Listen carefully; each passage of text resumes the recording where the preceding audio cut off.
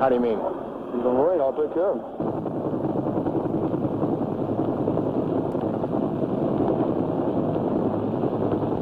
I got a lot of pain in that left ankle. That's a good sign. It's that sharp pain that you get when you got nerves, you know. It's that sharp nerve pain. Burning. They're going to do all they can to save that leg. I know. I know there's not much left because I was carrying that damn thing in my hands all the way back.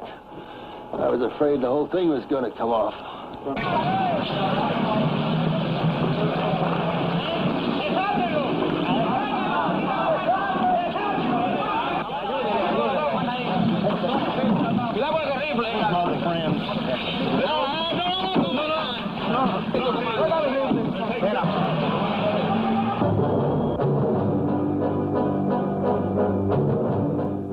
For these Marines, 1965 was a year like no other in history.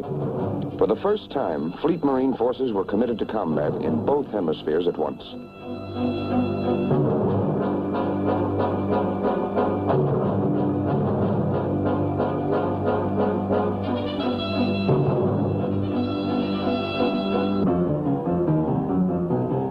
In the Dominican Republic, violence flared, endangering the security of the hemisphere. The Marines were sent in.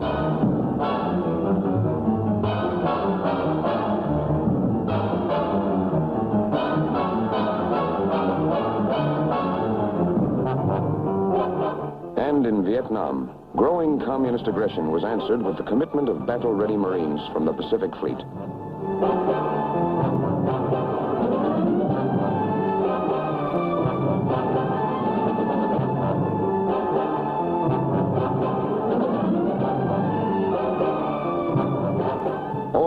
It was quite a year. This is the story of it.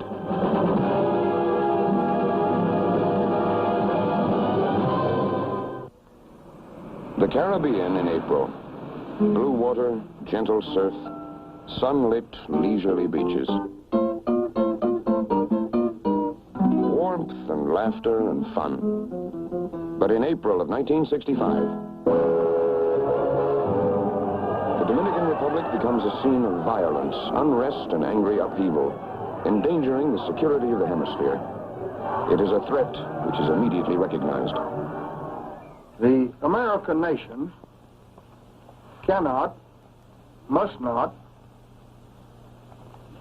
and will not permit the establishment of another communist government in the Western Hemisphere.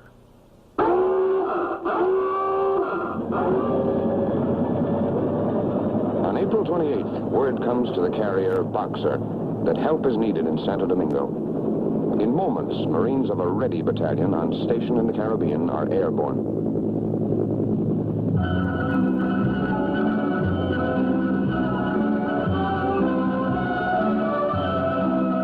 Like two other such ready battalions on board ships in the Mediterranean and in the Far East, the unit from the Boxer is able to react literally on a minute's notice.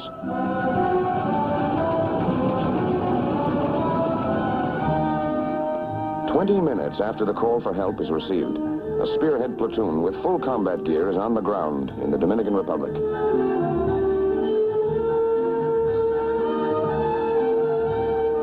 Quickly, the platoon sets up a defense perimeter to assure the safety of the American embassy and of civilians who have taken refuge in the Ambassador Hotel.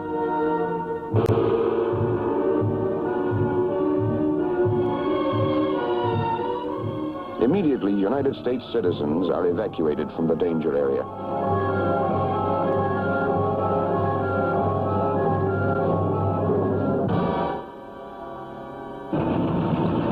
As the situation in Domingo grows worse, the company follows the platoon ashore. And the company is soon joined by the rest of the battalion.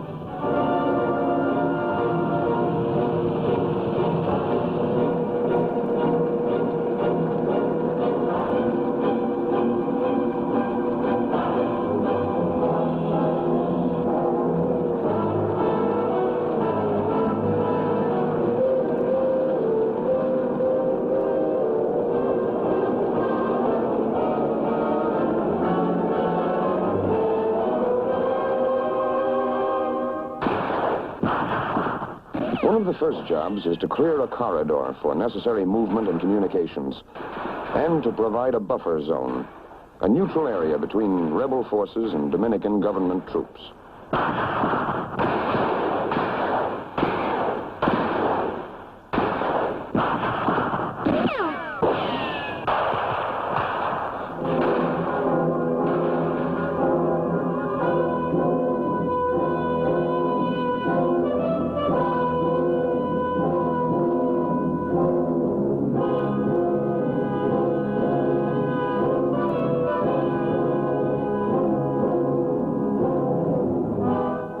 Within the neutral corridor, once it is established, the situation becomes fairly stable.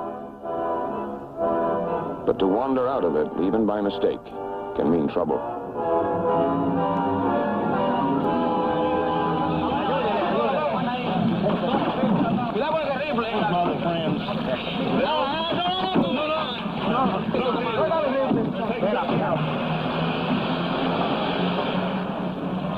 Of 4 Marines whose Jeep wandered out of the corridor, 2 are on their way to medical aid. The other 2 are in less friendly hands. But an angry Marine who's just seen a couple of his buddies hurt does not make the most cooperative prisoner. They claim by the radio they took the wrong way, but they were 7 blocks away from the international line. They were on the way to the airport 7 blocks away from the line. We made a wrong turn. We got up halfway up the street. Your people started shooting at us. You hit one of our men. You almost destroyed one of our vehicles. We will treat you as a prisoner and we'll give you all the guarantee, but you better take it easy. Don't be so arrogant. We will not tolerate it. You come to the United States. You can sell your way around just like that? We have already ordered our radio to announce that we are sorry that by carelessness from the American forces, this situation has taken place where innocent where lives are being lost from their side and from our side, and that we hope that they keep their line to avoid trouble. Snipers are a constant problem, but Marines manage to keep their sense of humor. There was this one guy, he couldn't hit anything. Every afternoon he'd fire a few rounds down our way, and, you know, we'd stay in cover more or less, but he never came close to anybody. We let him alone. I mean, if we cleaned him out, they might have put somebody in there who could shoot.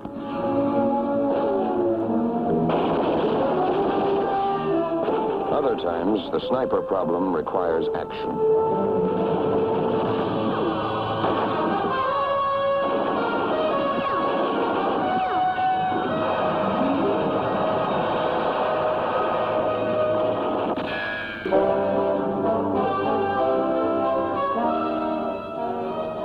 As things settle down, the job becomes one of maintaining security.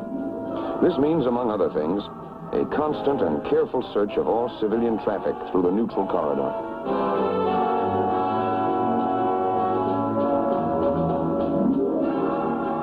No hiding place is overlooked which might conceal weapons, the means of renewing violence in the corridor.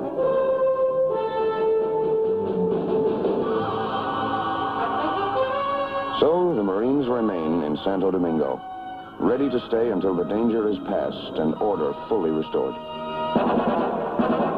Lieutenant Kelly, you start infiltrating your people down. Did you, sir? Start infiltrating your people down. Your people down here in front of me now.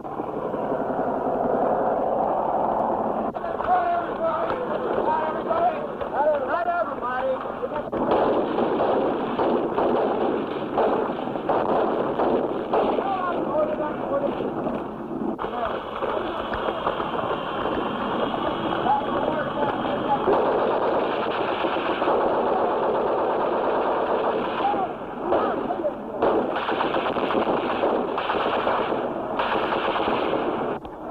This machine gun. Golf 1, this is Golf 6, over. I want more. That was good. He put it right in. I want more over there. Vietnam. A wounded Marine is rescued under heavy enemy fire. His buddy is questioned. Whatever possessed you to go running off into the paddy like that? I'm a Marine. How do you mean? He's a Marine. I'll take care of him. Get the big down here ready to fire. They're bringing those big. You carry a weapon with you? I get the took my 45. ready to fire. Weren't you scared? A little bit after I got out there. Combat is never easy, but in Vietnam it is especially hard. One big reason, the terrain.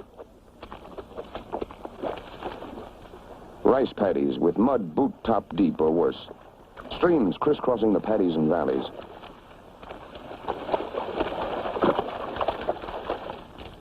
Hills, steep and unfriendly as those in Korea.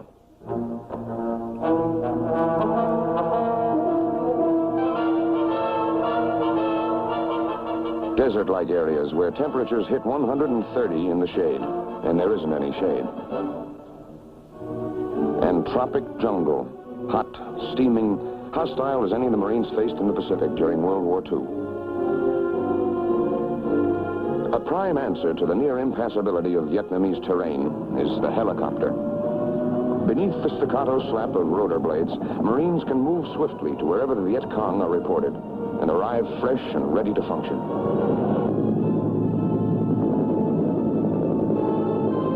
Of course, to Marines, this is no new concept.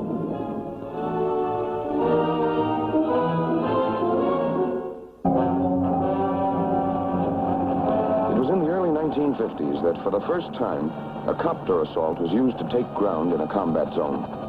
The place, a hilltop in Korea. Combat troops were landed. So were full supplies for their assault. Though it had never been tried before, it had been carefully worked out in advance.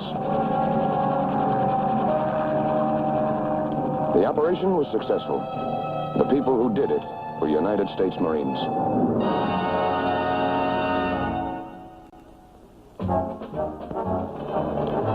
At Chu Lai in the mid-1960s, Navy Seabees clear the way for another Marine Corps innovation, which sees its first combat use in Vietnam. The Expeditionary Landing Field, it's called. ELF for short. Every element is air transportable, including the preformed sections of lightweight metal, which interlock to form a smooth, all-weather landing surface. Once again, the Seabees make the difficult look easy. They put down 8,000 feet of runway and set up the accessory gear. Lightweight landing control console. Carrier-type landing lights. Arresting gear. Air-portable control tower. The Seabees have, in fact, taken a carrier deck and moved it ashore.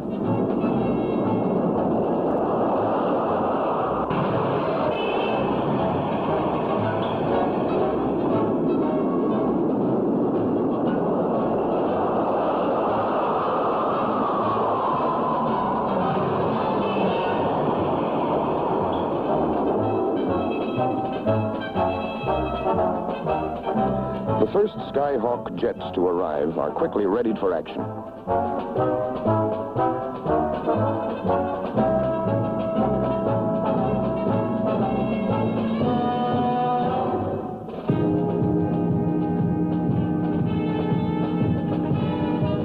Just 4 hours after the first jets land, they are taking off again to fly their first mission in close support of ground troops in the field.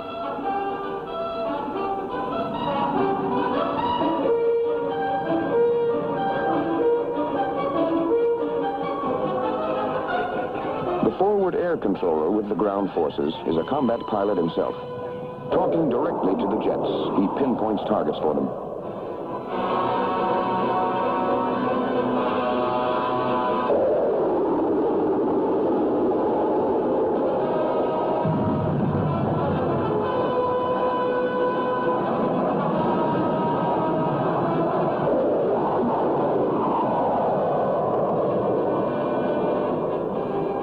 The result of this direct voice link with airborne jets is this: an absolute minimum of delay between the time ground troops need air support and the time they get it, laid in close.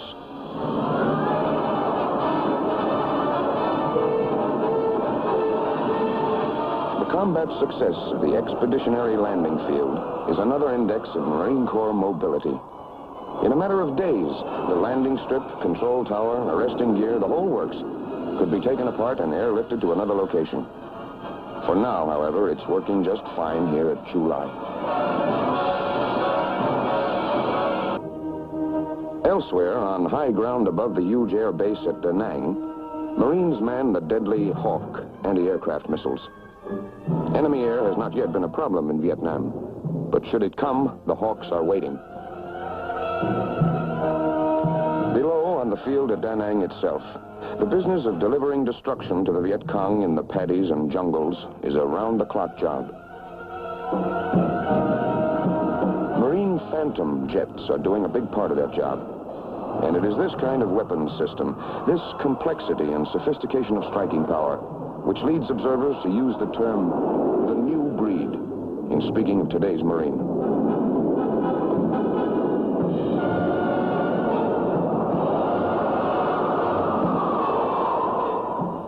The Phantom can break the sound barrier while climbing out from takeoff and move into action at better than twice the speed of sound.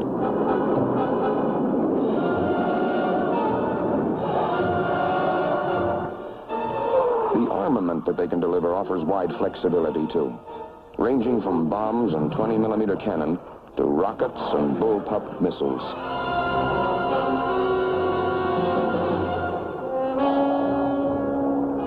The flame and shrapnel of the Marine jets is not delivered casually.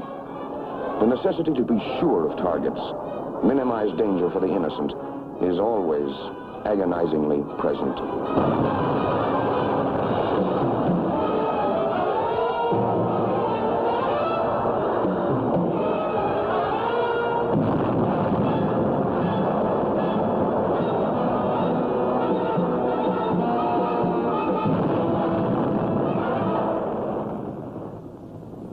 For some, the price of humane hesitancy comes high, like this Marine colonel, hit while controlling jet air support from a low-flying copter. I got a lot of pain in that left ankle. I said, it's a good sign. It's that sharp pain that you get when you got nerves, you know. It's that sharp nerve pain. Burning. They're going to do all they can to save that leg. I know. I know there's not much left because I was carrying that damn thing in my hands all the way back. I was afraid the whole thing was going to come off. I said, hell, they can't be right around in here. So I didn't call bombs and napalm on these people. But that's where they were. I'm sure now that that's where they were. God damn it, I hate to put napalm. And on these women and children. I just didn't do it. I just said, they can't be there. Well, we held the planes. We held the fixed-winged up. We held them up there. Just figured we'd call them if we need them. As far as I know, I'm the first to hit, and I flew down at 100, 200 feet over this village, this hamlet area. I thought I saw some people in a hole, and I just hung around there too long, and I was too low. But I was way back out over the friendly troops that we landed. I was over those troops when when we caught this round. There's no indication that we'd been fired at until then.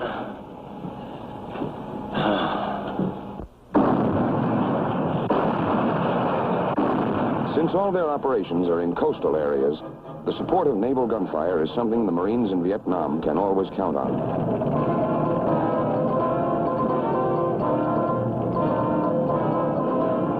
During 1965, Marine forces launch a number of large-scale offensive operations. Names like Operation Starlight, Harvest Moon, and Piranha are written into history. In such operations as these, the young Marines of the new breed engage the Viet Cong guerrillas and take on North Vietnamese regulars as well, in numbers up to regimental strength and greater.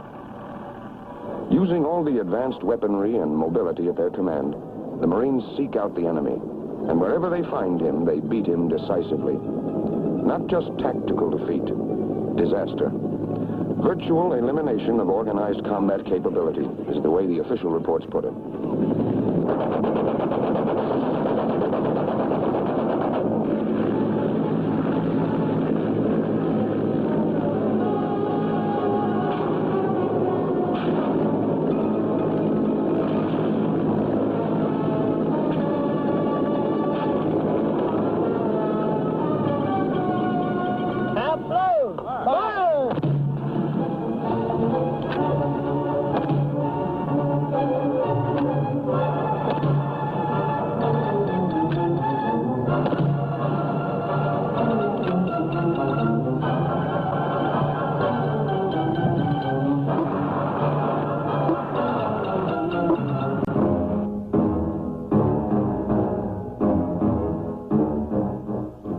their first major trial by fire, youngsters who were too young even to read about Korea work with a cool professional skill that leads one old-timer to remark, Well, they're young Marines. They're just as good Marines today as they were 15 years ago, and possibly a lot better as far as intelligence and their capabilities are concerned. They're real fine as far as I'm concerned. Some of the troops went into here just now, though, didn't they? Yeah, the battalion CP is setting up over there.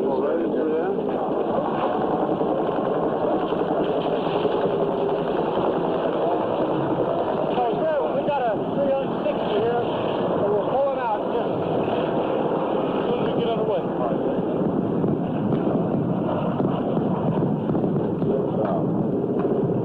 This is 6, over. This is 6, roger, we've got it now, John. I want you to set up that your hasty defense in there real quick, get your gun set in, then check it out if you like.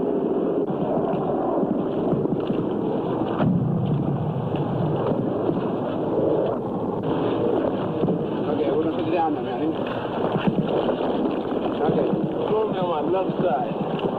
All right. Stay like so. Jerry? Manning? Is it paying a lot, Manning? Give us Charlie Morgan.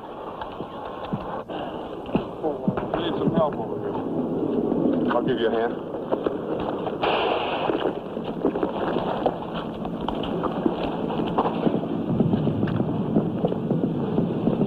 Okay. Coke for a while on my face. You want any more water on your face? Take it easy, man. Okay. Your leg down. Go back, all the way up here.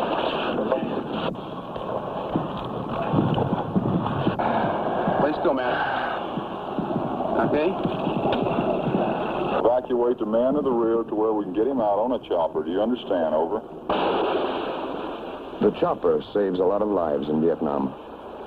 In minutes, a man can be airlifted direct from combat to an aid station, where the compassionate skill of Navy surgeons is ready and waiting. That'll do till then.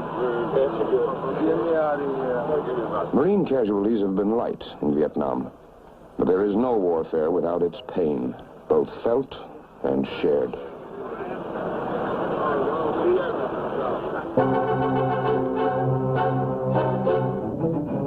Marines in Vietnam learn fast to take nothing at face value. Far too often, beneath the outer appearance of a harmless civilian, there is the familiar black garb of the Viet Cong guerrilla.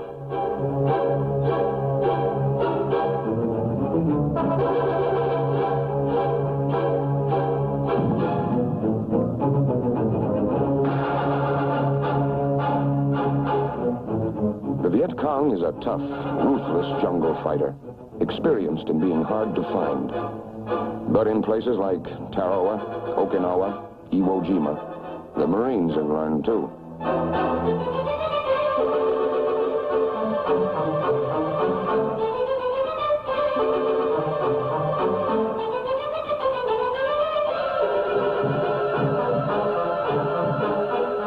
Without their weapons, they look so insignificant. But the VC is hard. His thin, wiry body can take great physical hardship, and his mind will not shrink from burying a village chief alive or executing all village elders, if it might further his aims.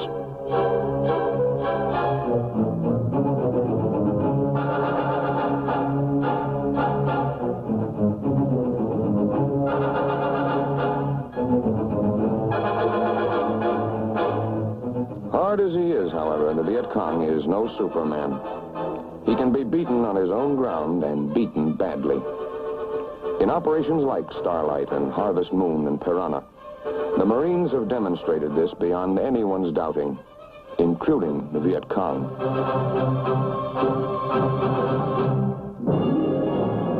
The Viet Cong are not the only problem.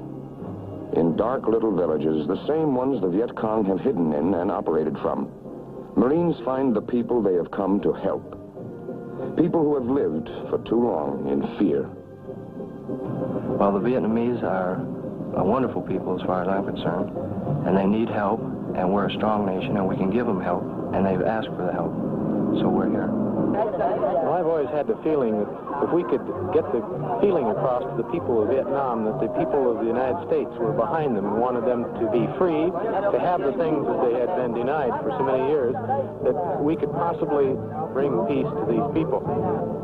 10 years from now, these people are going to forget the bullets and the shot and the shells and everything else, but they're going to remember this if they don't remember anything else. And I think if we're going to win this war, that we're going to do it here before we'll do it on the battlefield. That's the only way we can win it. People who live out in the rice country, their standard of living is very low by our standards. They have very few comforts. They live from rice crop to rice crop.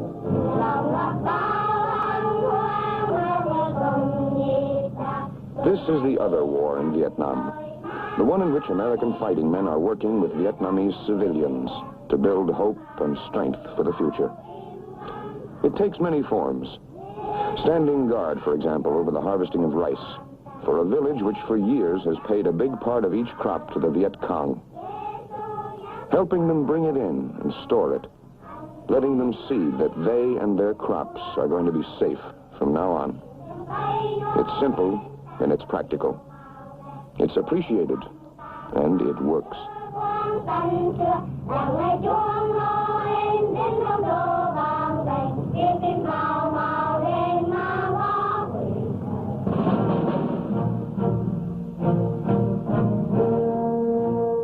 In another village, Navy doctors and corpsmen serving with the Marine Corps will be found helping the people fight a war against sickness.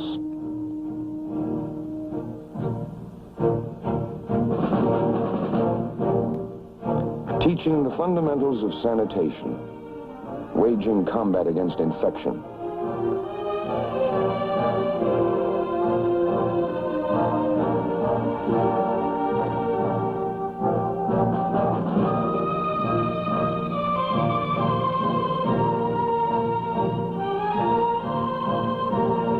Bringing smiles to faces that for too long have reflected only fear and despair. We was out in the village below us here, giving out Christmas things that people from the States sent over, and we want to let everyone know back home that the kids they really need a lot, and believe me, they really enjoy everything they get.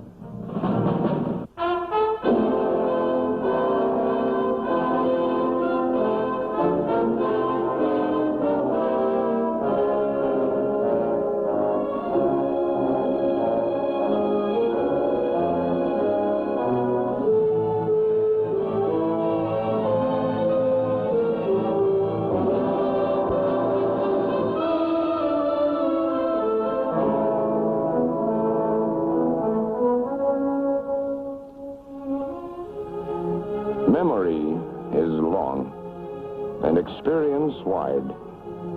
But for the men of the Marine Corps, 1965 was a year like no other in their history.